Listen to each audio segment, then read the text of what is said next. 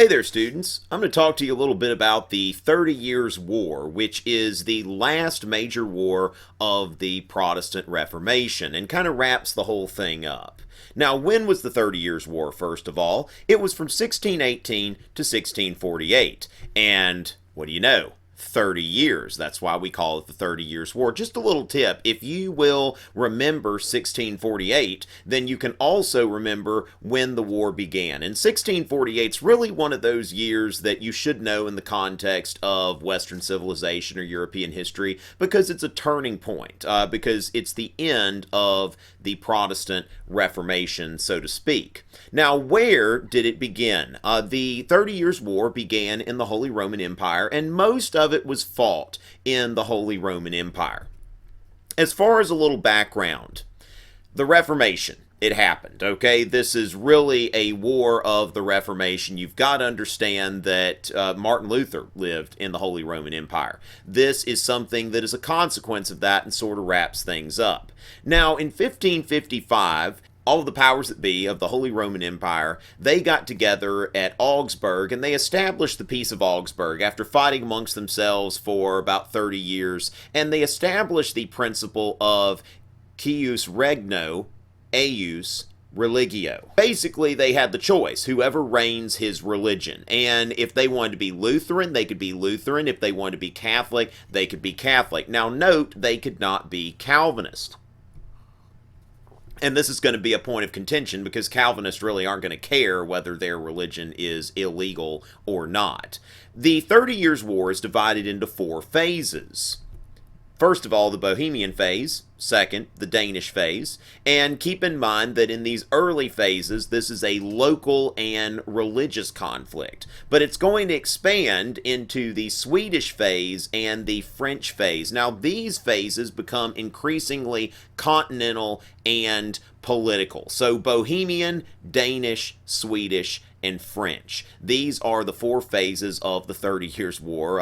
Students come up with various mnemonic devices. One time a student showed me a mnemonic device and it's something I couldn't share with you, but it worked for them, so okay. So first of all, the Bohemian phase. Now, where is Bohemia? Bohemia is in the modern-day Czech Republic, and this was an area that had a lot of Protestants, and it had a Catholic ruler. So what do you do when you have a Catholic ruler and a Protestant majority? Even though the Peace of Augsburg said, all right, whoever reigns his religion, it's not that simple when you rule over people who are of a different religion than you are. So what had happened is the Habsburg rulers had granted Protestants toleration through a letter of majesty that had been issued by one of the Habsburg rulers. Now then Ferdinand II, who was a very devout Catholic, had been educated by the Jesuits, he took over and he revoked this letter of majesty, which ticked off the Protestants, leading to the Defenestration of Prague. Defenestration, basically a really fancy word for throwing somebody out of a window. The emperor sent some messengers to talk to the Protestants and all that kind of stuff. The Protestants weren't having it. They threw these messengers out the window. They defenestrated them. And these guys fell about 70 feet. Now, this is like several stories, okay? Like, technically in this place, I think it was only like a 3rd or 4th story window. But if you think about that, I mean, these people are falling, modern day about 5, 6, maybe 7 stories. This should kill you.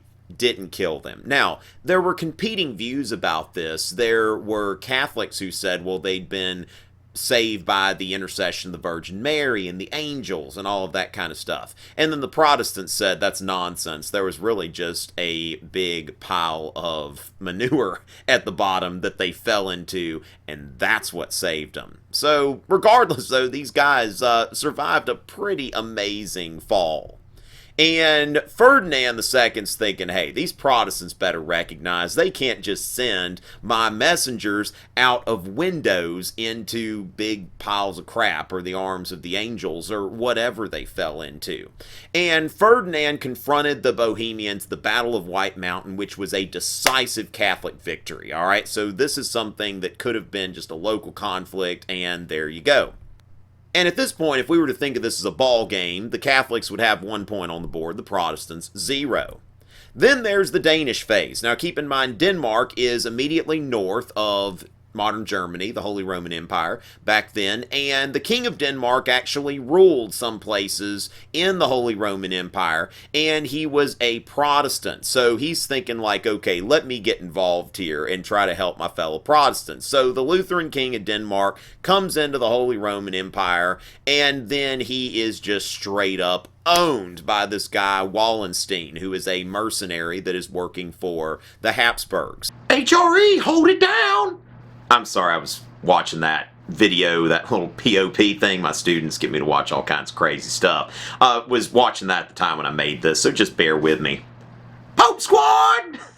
All right, enough of that. All right, so this guy, he is just sending the Protestants back. The Danes go back to Denmark. Wallenstein actually follows them, and they're having a hard time in their own place. So the Danish Phase really is yet another occurrence of the Catholics just owning the Protestants. So Catholics 2, Protestants 0. Keep in mind, so far, this has been a local war within the Holy Roman Empire, and really it's, neighboring Danes. But that's about to change. All right, the Swedish Phase. This is when Sweden is going to become directly involved.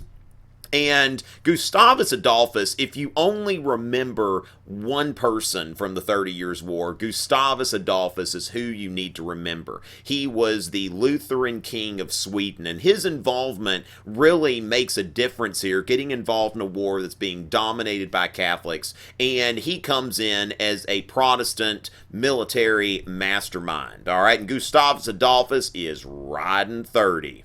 If you want to think of it that way. Catholics are going to catch him riding 30 or something like that.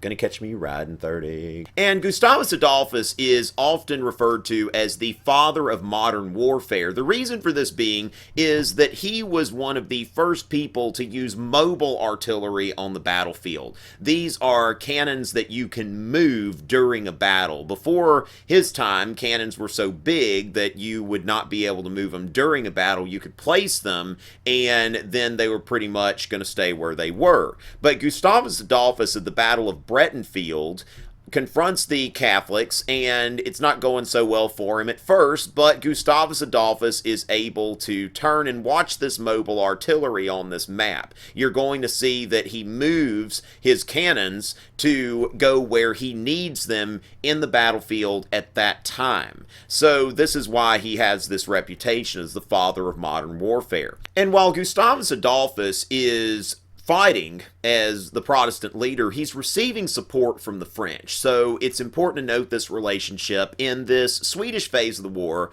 I think of it as SSFF. Swedish swords, French funds. And the Swedes are doing the fighting, the French are doing the funding.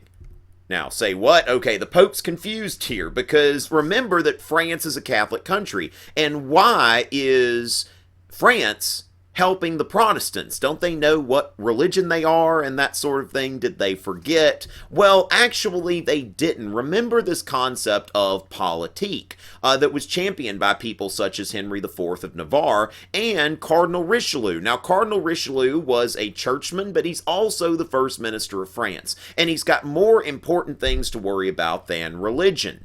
He is concerned about the balance of power, and this is a theme that comes up over and over again in European history, and when people are thinking about whose side to get on in a conflict, they've got to think about what is going to be to their advantage and what is going to create a balance of power so that no one European entity is going to dominate the rest. And so when you look at this map here, you see that the House of Habsburg controlled at the time the Holy Roman Empire, Austria, Spain, and also islands in the Mediterranean and southern Italy. They had lands in Switzerland. They controlled the Netherlands. The Habsburgs were very, very powerful. And the French, they're thinking, okay, we're kind of surrounded. If you look at this map, it's like, whoa, I mean, the French are there, and there are Habsburgs here, and Habsburgs there. Here a Habsburg, there a Habsburg. everywhere a Habsburg. That's a problem.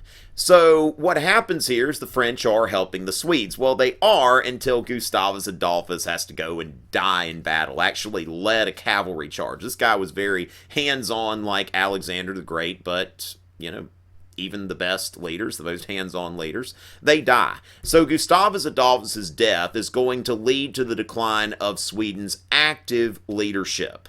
And that's going to be a turning point in the war because the Swedes are going to pull back militarily, but they're still willing to help somebody else. And while they were there, they put a point on the board for the Protestants. And so we are moving toward the end of the war, which is going to be a stalemate. The fourth phase is the largest, the bloodiest, and the most continental. This is the French phase. And we're going to flip it over. As far as what the roles were in the Swedish phase, just go ahead and flip it over. What's going to happen here is now the Swedes are funding the French while the French fight. Swedish swords, French fists. Flip it over. So now as we're wrapping up, let's go ahead and view the four phases again. First of all, remember you've got the Bohemian and the Danish phases, which are largely local religious conflicts, followed by the Swedish and French phases, which become increasingly continental and political in scope. And by the French phase, okay, so the French are fighting on the side of the Protestants, or the Catholics winning, the Protestants winning, who's on whose side, who's winning, all of that, you really don't know. And by 1648, which is when this war ends, remember 1618 to 1648, this is starting to get old, all right? The whole war thing can be an adventure at first, maybe, and let's see how many people we can hang in this tree over here. But after a while, it gets old, especially after 30 years. Okay, why are we fighting? Who's winning? What's going on?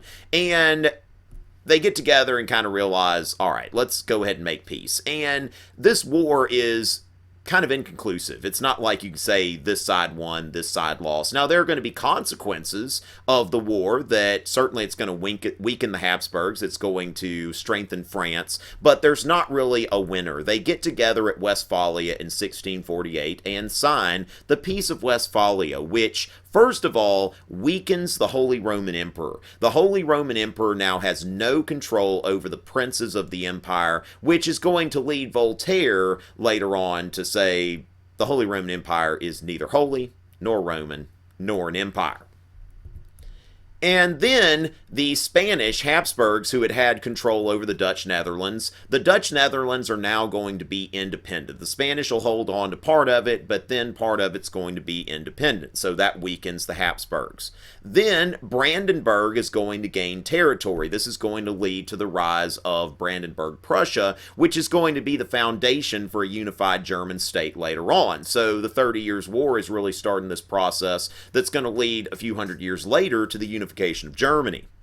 Then Alsace is going to go to France, and that's something that's going to be a point of contention between France and Germany as late as World War I. And then there's Switzerland, that's going to become an independent confederation, which Switzerland is still independent today and is kind of known for being independent and neutral and all that kind of stuff. So the Swiss get their independence from the 30 Years' War.